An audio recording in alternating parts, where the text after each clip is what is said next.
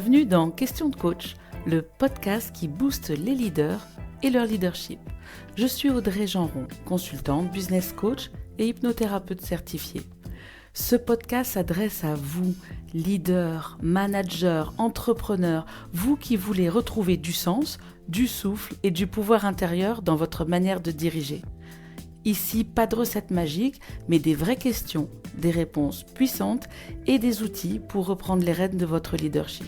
Donc si vous êtes prêt à passer de la pression à la puissance, c'est ici que ça se passe. Et c'est parti pour l'épisode d'aujourd'hui.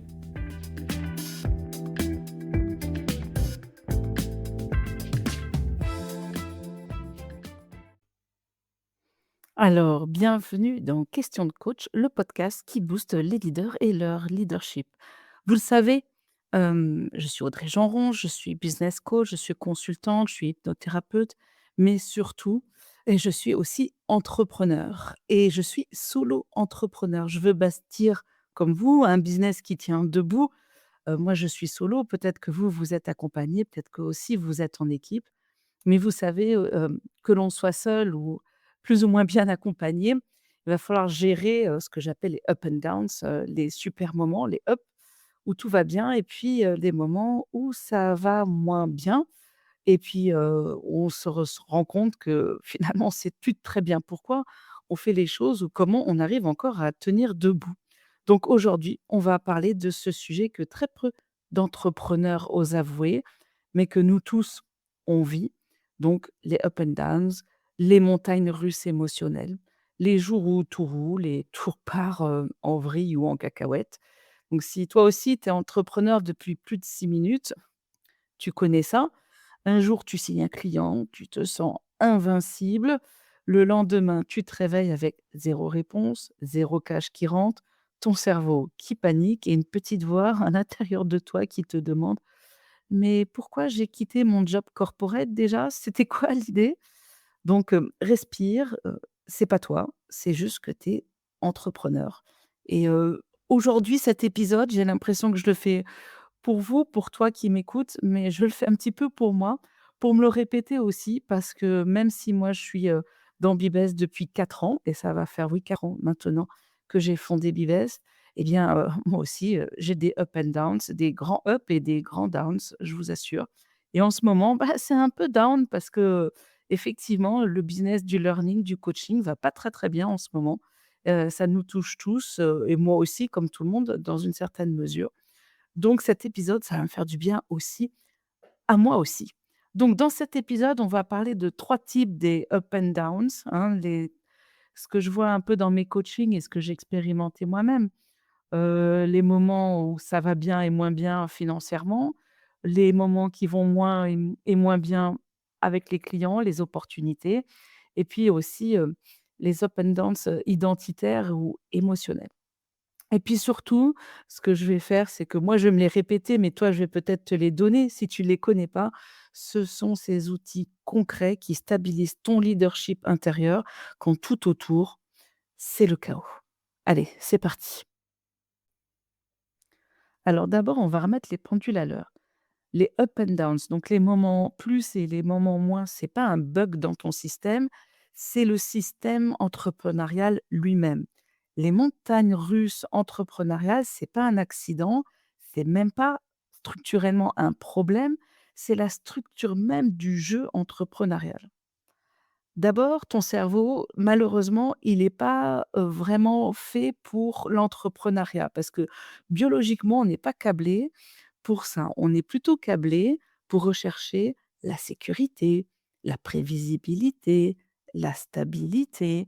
Donc, ton système nerveux, le mien aussi, il adore les salaires fixes, les horaires clairs, les KPIs simples.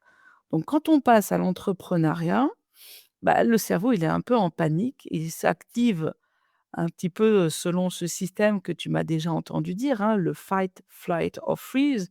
Le moindre email qui est resté sans réponse, tout de suite, on se met déjà on active, le mode alerte. Quand on n'a pas, les revenus qu'on escomptait le mois précédent, ça y est, le mode alerte, ça se déclenche. Quand on voit que son mois de janvier, il y a zéro client, le cerveau panique parce que notre système nerveux, il aime la régularité.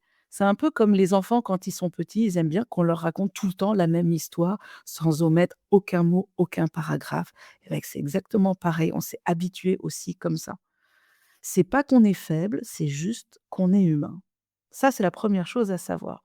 Et puis malheureusement, oui, les business, quels qu'ils soient, ils suivent une forme de cycle naturel, un peu comme, inspirer et expirer. Il y a des périodes de moisson et puis il y a des périodes où on va planter la graine et entre les 2, c'est un petit peu le vide. Enfin, en tout cas en apparence. Le problème du vide, c'est que notre cerveau, il déteste ça. Il l'interprète comme une zone du danger, alors qu'en réalité, c'est souvent là qu'on va préparer nos plus grandes avancées. Moi, par exemple, dans mon business, il y a 2 grands temps, dans l'année. Ça va être entre fin janvier et mi-juin et puis entre, septembre et début décembre. Donc ça veut dire que fin décembre, janvier, il va pas se passer grand-chose et puis alors juillet, août, c'est mort de chez mort. Ça veut pas dire qu'il se passe rien. Ça veut pas dire que pendant ce moment-là, moi, je dois préparer les grandes avancées qui vont se passer dans les, saisons de septembre à décembre et dans la saison de février à juin. Le business, il suit un cycle naturel. Toi aussi, ton business, il va suivre aussi un cycle naturel, peut-être le même que le mien, peut-être un cycle différent. En tout cas, tous les business, toutes les entreprises suivent un cycle naturel et c'est important de le comprendre. Et le vrai danger finalement, et c'est la troisième chose ici, c'est pas le moment down, c'est l'interprétation que l'on fait. Donc ces moments de grand silence entre 2 cycles où vraiment on court beaucoup, on se donne l'impression que ça va mal. On passe immédiatement à: «Je suis nul, ça marchera pas, j'aurais dû rester chez un tel ou un tel». Mais en coaching, je le vois et je le vois pour moi aussi. Mais ce moment down où tu as peu de clients, où tu as peu d'activités, c'est pas ça le problème.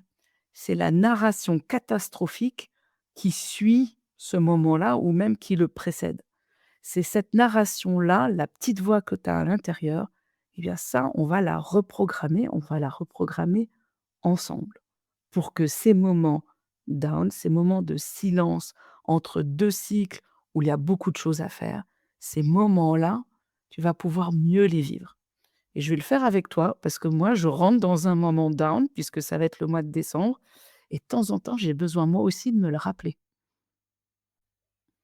Bon alors avant de se reprogrammer, la narration intérieure, il faut aussi prendre conscience qu'il y a 3 grands tripes. Pardon, je recommence. Il y a 3 grands types de moments down. Le premier, c'est les montagnes russes financières. Tu connais, hein, il y a des mois magiques où tu as 3 clients qui signent, il y a des prospects qui te rappellent, tout le monde se met à payer leurs factures. Tu sens que tu vas atteindre ton rêve d'indépendance financière. Les 3 prochains mois, tu sais que tu as suffisamment pour couvrir toutes tes dépenses et puis alors, tout d'un coup, il y a un mois où c'est silence radio, rien, le désert. Bon, ça arrive parce que déjà, on fait souvent ce que font, 90 des entrepreneurs. Tu prospectes quand tu as plus de clients, tu délivres, bah, finalement quand tu as beaucoup de clients ou que tu en as trop et tu négliges la prospection quand, tout va bien. Je te rassure, tout le monde fait ça. D'ailleurs, j'en ai parlé il y a 15 jours dans le dernier épisode de Questions de coach. Bon, c'est un cycle naturel et mais malheureusement, on se fait toujours tous un petit peu avoir. Quand on a beaucoup de clients, on prospecte pas et quand c'est l'heure de prospecter, des fois, c'est déjà un peu trop tard. Donc il faut toujours ne pas oublier de prospecter, même quand ça va bien et de se garder du temps pour la prospection. C'est ça qui va assurer une forme de stabilité financière, parce que cette stabilité financière, c'est pas un événement, que l'on achève à un certain moment, c'est vraiment quelque chose que l'on doit pratiquer comme une discipline tous les jours.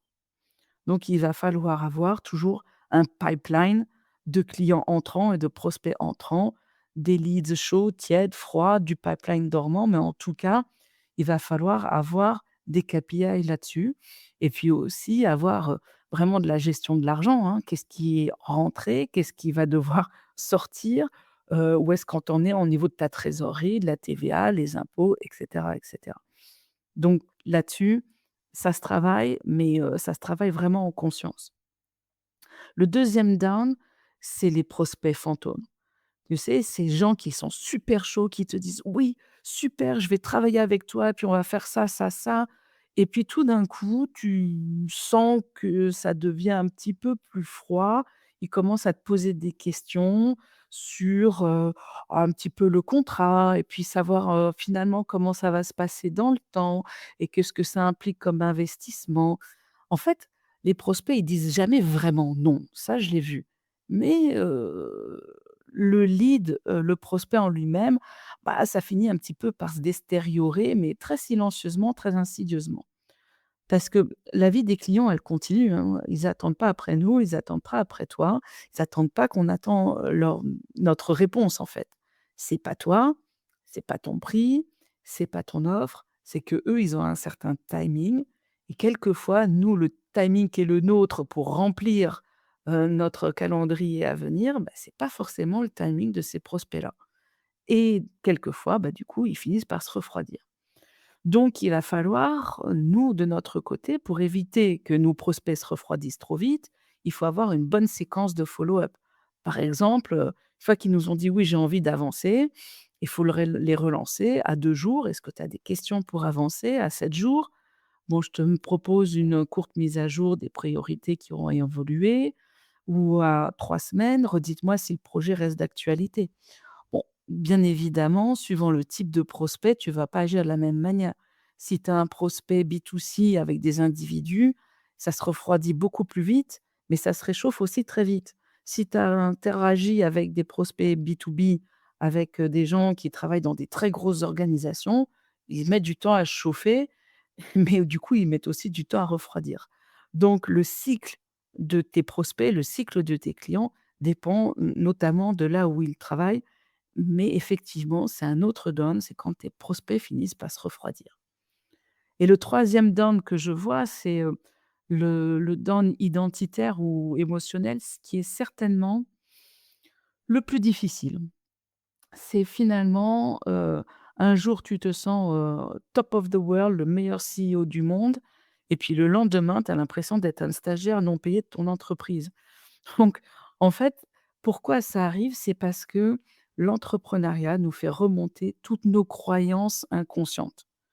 Le croyance du style: «Je dois tout gérer tout seul, je dois prouver ma valeur, personne ne peut me comprendre, j'ai pas le droit à l'erreur» et honnêtement, toutes ces injonctions, qu'elles soient plus ou moins conscientes, mais souvent elles restent dans l'inconscient, toutes ces injonctions, émotionnellement, c'est quand même très violent et ça demande une résilience, une stabilisation de l'intérieur qui est vraiment très forte pour pouvoir contrer toutes ces croyances-là qui nous arrivent, chaque jour et puis, même plusieurs fois par jour et souvent elles arrivent à se contredire. Le matin, on doit tout gérer tout seul, l'après-midi, on se dit qu'on doit finalement déléguer et trouver des freelances pour nous accompagner. Tout ça dans la même journée. D'accord. Donc pour ça, toi, il va falloir, utiliser des outils pour stabiliser ça, et utiliser des outils tels que, ton manifeste professionnel. C'est quelque chose que j'utilise dans mon programme E2E où j'accompagne des entrepreneurs, des gens qui sont essentiellement des experts dans leur domaine. Mais quand ils arrivent dans l'entrepreneuriat, comme moi ça a été mon cas et c'est souvent mon cas encore, j'ai besoin de redéfinir toujours mes forces, mes valeurs, ma mission entrepreneuriale, le type de client que je veux. Qu'est-ce que je veux refuser? Ce qui constitue tout cela, mon socle, mon ancrage, ma colonne vertébrale. Donc du coup, quand j'ai des up and downs émotionnels, ça me permet de pas me laisser emporter par la vague émotionnelle, qu'elle soit trop forte dans un sens ou dans l'autre d'ailleurs. Bon, alors tu l'as compris, hein, des up and downs, il y en a un petit peu partout, qu'ils soient financiers, qu'ils soient émotionnels, identitaires ou qu'ils viennent de ton marché et de tes clients. Ça va secouer et ça secoue pas mal. Il y a pas mal de vent, en fait, quand on est en haut de l'arbre de l'entrepreneuriat. Donc qu'est-ce qu'on fait avec ça? Moi, j'ai identifié au fur et à mesure du temps 5 antidotes, à ces up and downs. Je les applique à moi-même régulièrement et puis peut-être même alternativement. D'abord, le premier, et c'est certainement dû à mon passé, dans les grandes entreprises de consulting puisque anciennement j'étais, conseil fiscal. Moi, ce que j'aime, c'est la data. Je dis toujours: «La data tue le drama». Donc il faut que tu regardes tes chiffres. Regarde où est-ce que tu en es précisément, tes KPI. Combien tu as d'argent sur ton compte en banque, mais pas seulement. Qu'est-ce que tu as déjà signé comme contrat? À quel budget tu peux t'attendre? En budget entrant, en budget sortant? Regarde les chiffres que tu as fait à la même période l'an passé. Où est-ce que tu en es par rapport à cette période-là? Bref, la data tue le drama. Parce que bien souvent, on réagit up and downs par rapport à des ressentis, alors que quand on a de la data, quand on a des chiffres, ça finit par nous calmer le cerveau parce qu'on se rend compte de la vérité tangible. Ça, c'est le premier antidote. Deuxième antidote, c'est la constance qui va tuer ces montagnes russes. Et la constance, c'est 2 actions par jour, tous les jours, peu importe l'émotion du moment. Moi, 2 actions par jour, ça va être poster sur LinkedIn et apprendre quelque chose de nouveau. Lire ou avoir un podcast. 2 actions par jour. Et en fait, c'est cette régularité, surtout quand on est solo entrepreneur. Après tout, on pourrait se lever à midi, passer sa journée à se balader dans les champs et ne rien faire de la journée. Et quand on entre dans un moment très difficile, on a plutôt tendance à fuir son bureau et son ordi plutôt que vraiment s'y mettre. Donc la constance d'avoir des actions réelles qui vont m'aider tous les jours, cette constance d'avoir un rythme, un rituel régulier qui me permet de rentrer dans ma journée, quelle que soit l'émotion du moment, ça va m'aider. Donc moi, j'aime beaucoup, les choses qui vont être dans l'apprentissage et puis aussi de me rendre visible par un post LinkedIn, par exemple, et pour vous, ça peut être autre chose, mais 1, 2 actions fortes par jour, tous les jours, peu importe l'émotion du moment. Ça, c'est le deuxième antidote. C'est un antidote universel, toujours la même chose. Troisième antidote, c'est la vision pour neutraliser les doutes. Quand on sait où on va, on accepte mieux qu'il y ait un peu des trous d'air sur la route, parce qu'on a une vision claire de là où on veut aller. Moi, j'ai une vision claire de là où je veux aller. Aider des experts à devenir de meilleurs leaders et de meilleurs entrepreneurs, avec eux et leurs équipes. J'ai une vision très claire de ce que ça implique. Alors oui, de temps en temps, c'est plus difficile. Oui, de temps en temps, il y a des gamelles. Oui, de temps en temps, il y a des trous d'air. Mais comme j'ai une vision très nette de là où je veux aller, ça m'aide à garder le mouvement et ça m'aide à garder le rythme. C'est mon troisième antidote, de me répéter pourquoi je fais les choses. Vous avez certainement entendu parler du Start with Why de Simon Sinek. Ça fait 20 ans qu'on en entend parler quasiment. C'est toujours d'actualité. Si on a une vision précise de là où on veut aller, c'est quand même beaucoup plus facile d'accepter les petits égards de route. Quatrième antidote, le réseau.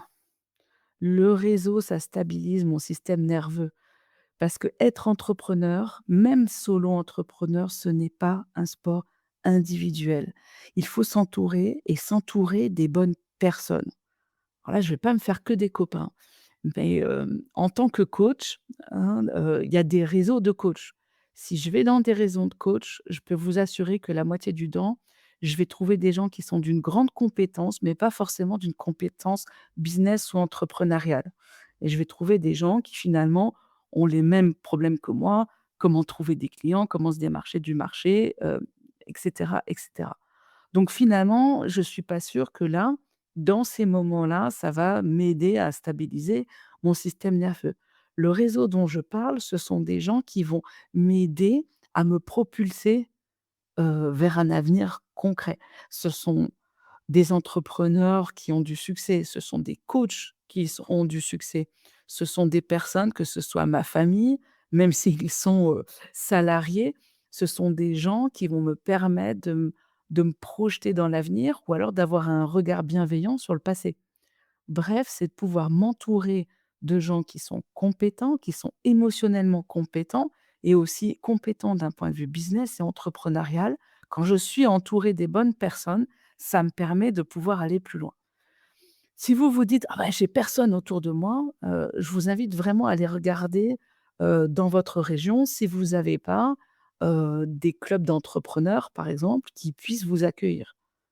Parce qu'il y a souvent des clubs d'entrepreneurs, des masterminds, des incubateurs.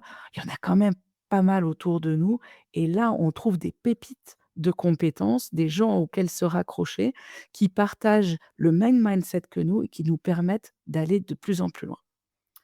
Et puis, le cinquième antidote, c'est aussi le repos.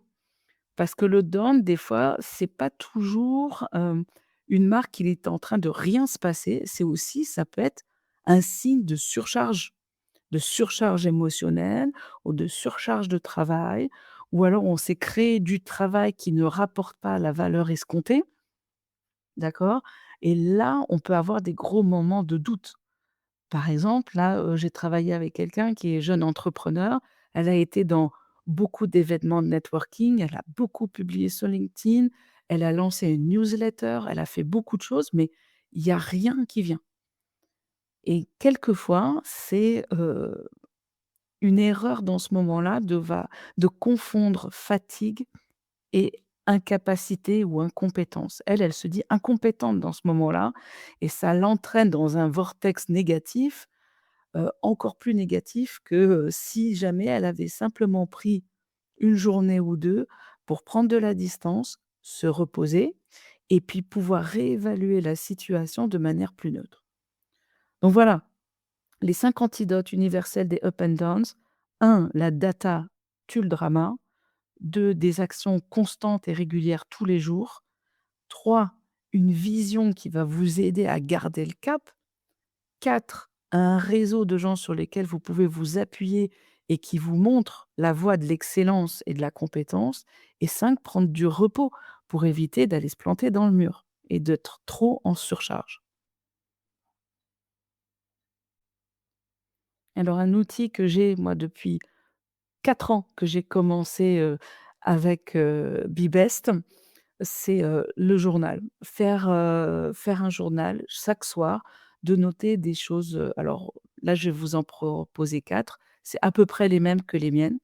La première chose à noter, c'est, le up du jour. Même un tout petit up, même un moment comme ça, un moment plus, juste pour entraîner notre cerveau à les voir. Donc un up, même si c'est juste une toute petite chose. Le down du jour aussi. Qu'est-ce qui a été moins bien dans ma journée? On l'écrit objectivement. La troisième chose, c'est la cause réelle. Pas l'interprétation, mais vraiment aller chercher le fait réel qui a causé ce down. Et puis 4, une micro-action pour le lendemain. Pas 3, pas 2, juste une action. Une action sur laquelle se concentrer pour que demain, on puisse commencer déjà du bon pied.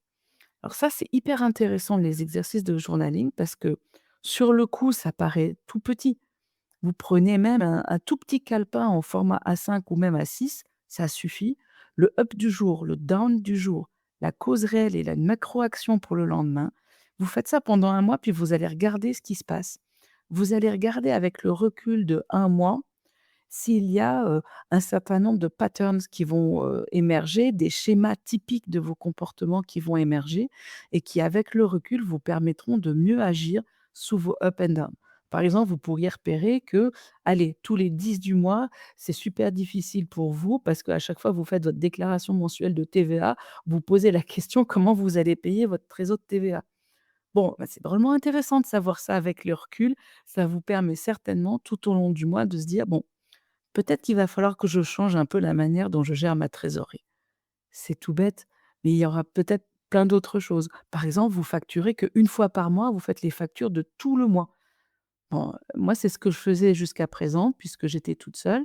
Depuis que j'ai délégué ça à un service administratif externalisé, il facture au fur et à mesure de mes prestations.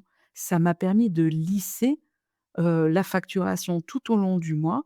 Ça me permet aussi du coup d'avoir moins de up and downs parce que j'étais super up le 28, 29, 30 à la fin du mois où j'avais tout facturé et puis quand j'arrivais vers le 15 du mois suivant, je me disais: «Mince, c'est un peu le désert» et ça devenait plus difficile. Vous voyez?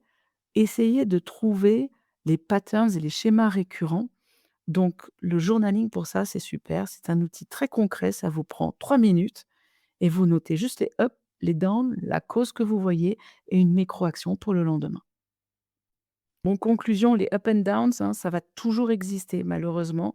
L'entrepreneuriat, eh ben, ça ne récompense pas toujours les plus talentueux, ça récompense aussi ceux qui savent rester alignés, disciplinés et qui savent se réguler. Donc, tu es pas censé gérer parfaitement tout le temps les montagnes russes. D'ailleurs, je ne le fais pas non plus. Tu es juste censé apprendre à surfer sur la vague avec, toute la puissance que tu peux y mettre, mais surtout beaucoup de lucidité. Et si tu veux aller plus loin, tu sais où me trouver. Tu as ma newsletter. Je te mets, le lien de la newsletter, dans la description de cet épisode de podcast. Ça te permettra d'avoir toutes les ressources BeBest. Et puis, si tu as besoin d'aller un peu plus en profondeur, n'hésite pas à me contacter parce que ensemble, on est toujours plus fort et ce sera toujours avec plaisir que je serai là pour toi aussi t'aider dans tes up and downs. Et bien, d'ici là, reste solide, reste lucide, reste aligné et puis je te dis à la semaine prochaine pour un nouvel épisode de Questions de coach.